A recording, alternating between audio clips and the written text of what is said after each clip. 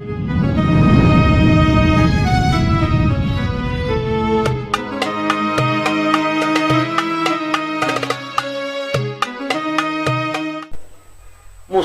orang yang riba itu sukses, mustahil. Ada masuk akal orang yang riba itu sukses, karena Allah menyatakan perang. Artinya kalau ada orang yang riba itu tapi sukses, ini istidraj, lanjuran dari Allah. An-Nabi dzari'ati wa hum ilaihi wasilati. An-Nabi dzari'ati wa hum ilaihi wasilati. Salamun salamun alaikum ala nabi.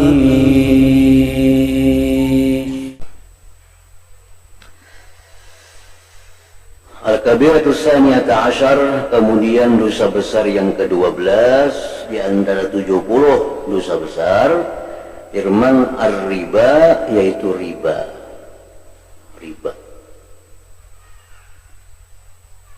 Firman Allah Ta'ala, ya ayyuhalladzina amanu la ta'kulur riba adha'afan mudha'afah wattaqullaha la'allakum tuflihun. Artinya, hai orang-orang yang beriman, jangan makan riba ganda berganda, lipat berlipat. Takutlah kepada Allah, niscaya kalian beruntung. Nah, riba ini macam-macam, banyak jenis riba itu banyak. Cuma yang paling sering dilakukan adalah riba qardi. Riba qardi ini riba hutang berhutang. Jar Nabi, kullu qardin jarra manfaatan fahuwa riba.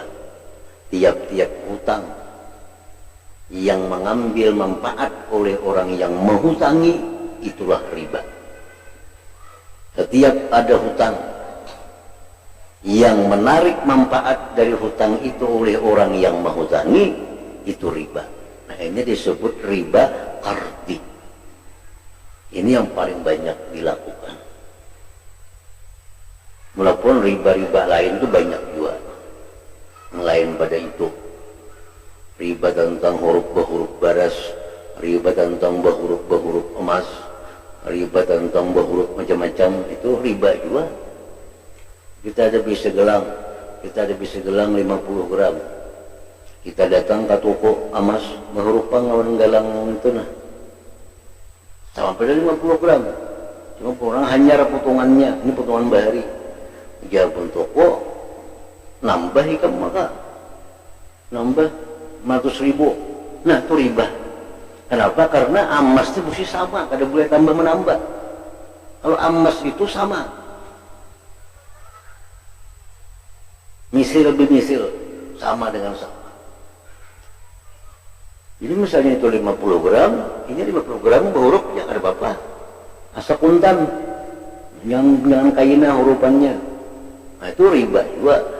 Misalnya berhuruf emas lah, aku ada galang di rumah 50 gram lah. Kita berhuruf lawan ini, sama ada bertambahan, ayuha. Tapi di rumah pun seorang galangnya, nah itu pada kawan juga. Mesti hadirkan di toko. Galang pun kita hadirkan, yang di toko hadirkan, mesti kuntan dan sama. Nah, itu kalau menyalahi itu riba juga. Berhuruf baras sama, baras siam selitar setengah, baras siam selitar, pun kita baras ir 40 selitar seperapat, maka ada kawa itu sama pada baras. Kalau berhuruf itu mesti sama dan kuntan. Bila menyalahi itu riba. Nah, riba juga. Kita berisi lapat tuh. Makanan lapat ada Allah, buras bahasa lapat. Kawan kita berisi pundut, kita berhuruf lah, riba itu. Kenapa? Karena sama pada baras, kada tahu banyaknya mana barasnya. Jadi kada kalau kita berhuruf makanan. Karena lapat dibuat dari beras, pundut dibuat dari beras, atau luntong dibuat dari beras. Saudah nggak ada bisir untung nah, asa kapingin pundut kita buruk lah kada kawa itu riba itu. Nah, pindah intingnya nih, kisah pindah inting pada itu adalah riba. Anda kalau dihurup-hurupakan itu riba, itu macam-macam jenis riba. Cuma yang paling banyak kepada kita ini riba qardi, riba hutang. Nah, berhutang 1 juta, kayaknya setahun bayarnya 1.200.000. Nah, itu kebanyakan udah kita.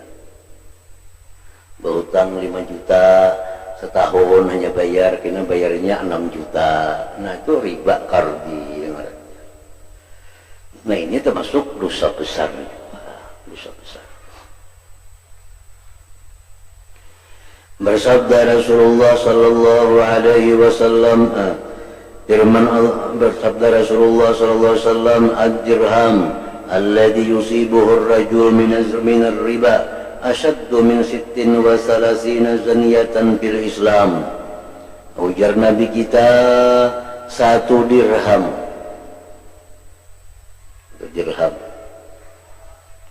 Dirham itu duit. Orang Bahari menggunakan dirham dan dinar. Dirham terbuat dari perak, kalau dinar terbuat dari emas. Jadi orang-orang Bahari itu berjual beli duitnya itu. Berapa baju ini selembar? 2 dirham. Nah, bayar 2 dirham. Atau berapa baju ini selembar? 1 dinar. Bayar 1 dinar. Nah, dirham itu kira-kira perak sekitar 3 gram, lebih sedikit 3,5 gram lah, 1 dirham. 1 dirham. Nah, jadi jar Nabi, duit riba yang didapat 1 dirham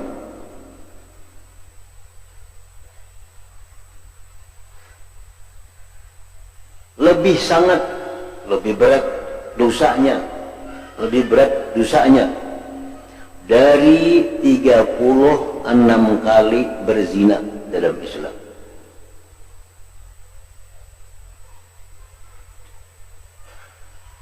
Satu dirham yang didapat dari riba ini, ujar Nabi, dosanya lebih berat dari 36 kali berzina. Jadi kalau 1 dirham itu misalnya sekitar 3,5 gram perak.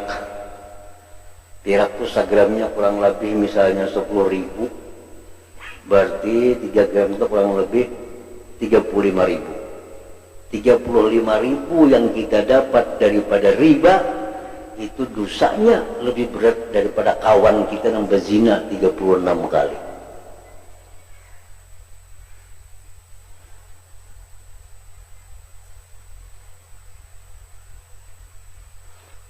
Nah, jadi lebih berat riba kalau dosanya dibanding dengan zina. Ancaman-ancaman Allah terhadap riba ini jauh lebih berat daripada ancaman Allah kepada zina.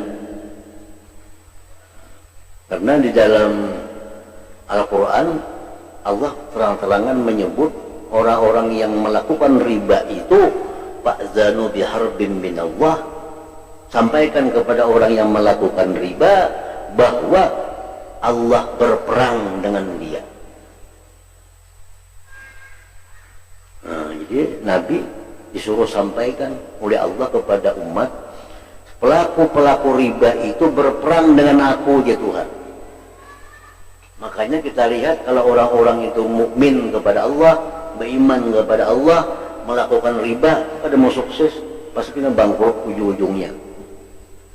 Kenapa? Allah sudah menyatakan fa'zanu biharbin minallah, katakan Allah berperang. Bila berperang lawan Tuhan mustahil kita menang. Mustahil menang berperang lawan Tuhan. Ujar ulama hanya ada 2 maksiat yang Allah menyebut perang. 1, menyakiti, memusuhi wali Allah. Mana? Azali waliyan, siapa yang menyakiti waliku, azantuhu bil harbi, aku beritahu bahwa aku perang dengan dia. Orang yang memusuhi wali Allah walaupun dia lemah kada bakal menang. Kenapa? Karena Allah memerangi dia. Nah, yang kedua yang diancam Allah perang itu pelaku riba. Pelaku riba. Hutang bunga babunga, ujung-ujungnya kena bangkrut. Nah, ini sudah ribuan orang membuktikan kalau saya pun berdua yang berhutangnya bunga, ujungnya kena talokop loh. Ujungnya talokop, bangkrut.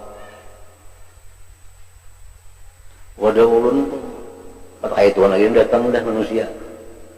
Kalau berapa jumlah banyaknya yang berlapor bahwa bangkrut. Kenapa? Berhutang berbunga.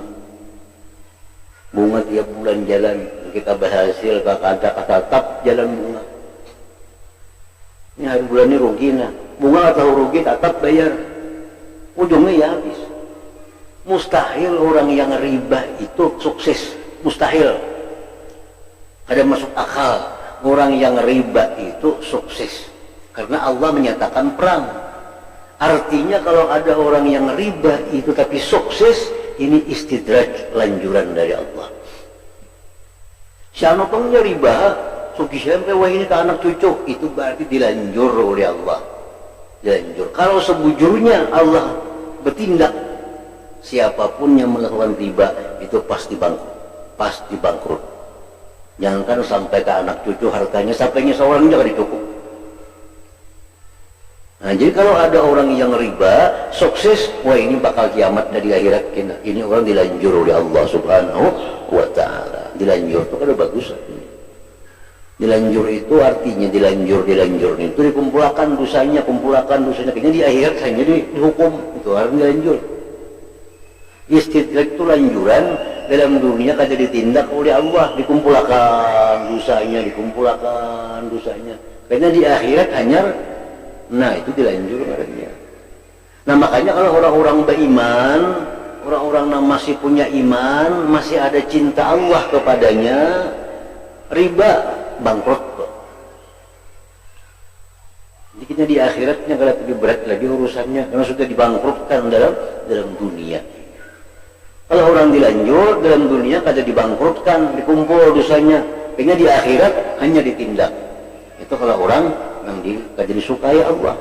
Tapi kalau orang yang masih ada iman, masih ada suka Allah kepada orang itu, melakukan riba, bangkrut. Supaya apa? Supaya di akhirat kita orang ini kada banyak lagi hukumannya, karena sudah dibangkrutkan Tuhan di alam dunia. Nah, jadi bila orang berhutang riba, bina sukses saja, di akhirat bakal lapah. Jadi bila orang melakukan riba, bangkrut. Nah ini ada harapan kita nyaman di akhirat sedikit, karena sudah dihukum Tuhan dalam dunia berupa kebangkrutan tadi. Nah itu artinya istidraj lanjuran. Nah kemudian yang ke-13, aklu malil yatim, memakan harta anak yatim.